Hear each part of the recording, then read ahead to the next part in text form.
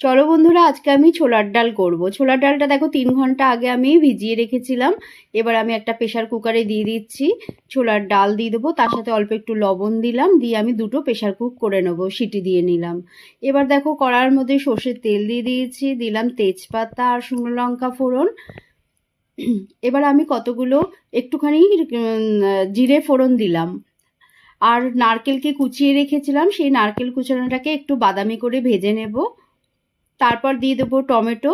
এখানে একটা বড় সাইজের আমি টমেটো দিলাম।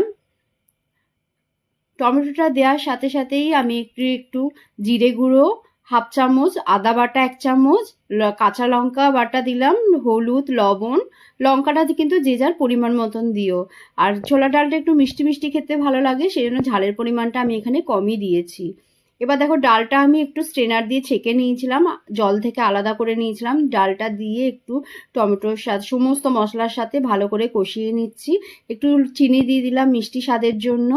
ভালো করে কয়েক সেকেন্ড একটু নাড়াচাড়া করেছি। ডালটা এমন সেদ্ধ করেছি দেখো, পুরো একদম ডালটা গলেও ঘ্যাট হয়ে যায়নি, এদিকে নরমও হয়ে আছে। এবার বাদবাকি জলটুকু দিয়ে দিলাম। এটা কিন্তু সেদ্ধ করা জলটাকেই দিলাম।